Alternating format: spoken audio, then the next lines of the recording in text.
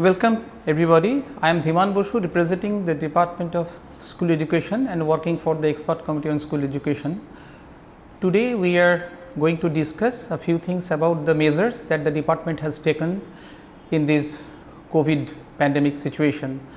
All of us know that teaching learning process of our learners is severely compromised under this COVID pandemic situation. The department has already taken several measures in this regard.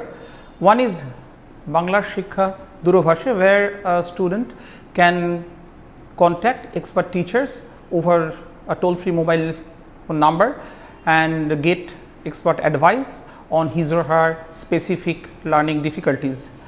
Another is the Bangla Shikha portal, where videos prepared by experienced teachers on physical science has been uploaded, and these videos are very attractive and informative, so they can take help of those videos to augment their understanding in physical science.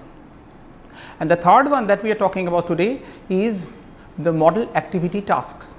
These model activity tasks are basically assessment tools through which we can assess the learning difficulties and achievements of the learners. All of us know that the COVID is ravaging the educational and in all other fields, and so under this present situation, the board and the Department of School Education has already published a revised syllabus for all the levels, and we are following those guidelines, and these activity items have been designed with those suggested or recommended things in mind.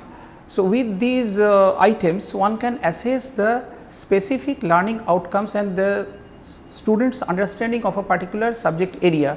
For example, I will tell you something about the specific subject matters.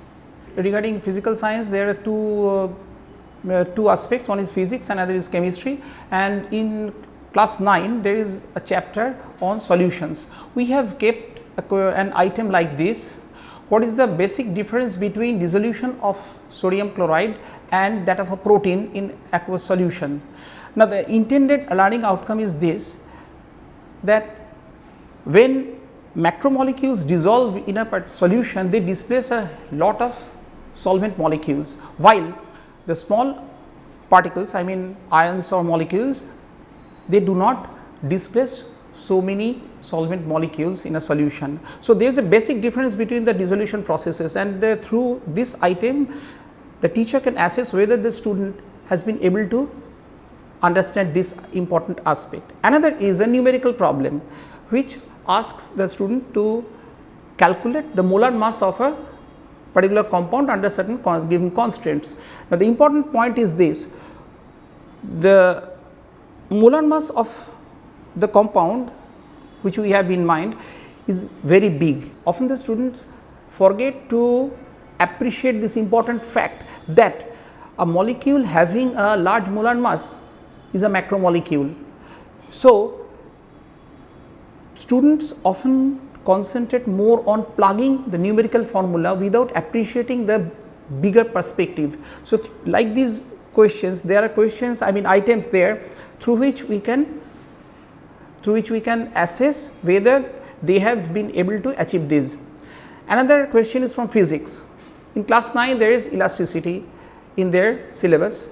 So, if someone is asked the question that which one is more elastic, a piece of rubber band or a piece of steel, common sense dictates us, a naive learner, to say that more elastic material is the rubber band. However, it is not true, because the rubber band undergoes a permanent deformation when a small amount of force is applied upon it, whereas the steel remains elastic even when a large force is applied.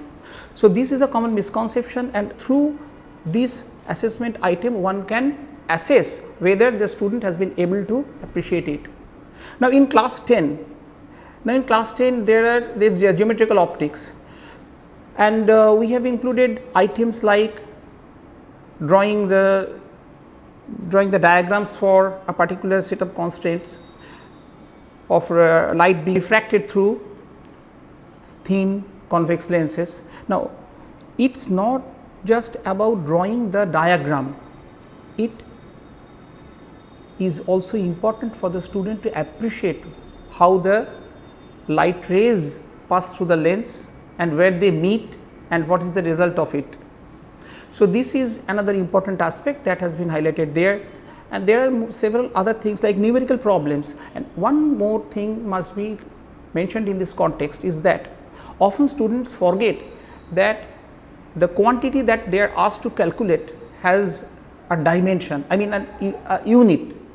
Now, through the evaluation papers, the teachers can assess whether their students can remember this, because in Madhyamik and other examinations this aspect is very important, because they are dealing with dimensioned quantities like molar mass and resistance and other things. Now, we shall tell about some of the types of questions. There are several types of questions. One is MCQ, where one alternative is correct and the others are not, distractors are not. And there is one VSA type questions, which may be fill in the blanks, true false type questions, and answer in one or two sentences, like one sentence or a word like that. And there is short answer type questions. The weight of such questions is 2 marks, and all the VSA and MCQs, they comprise 1 mark each. And there is a long answer type question. The maximum award for answering such questions is 3 marks. So, this is the basic outline of the model activity tasks, and we have already published the board has already published such items, and there is a compendium, a combined set of items. The total marks allotted for such a paper is 50, and when the students complete their answers, the teachers will have an opportunity to assess their difficulties and suggest the rectifying measures.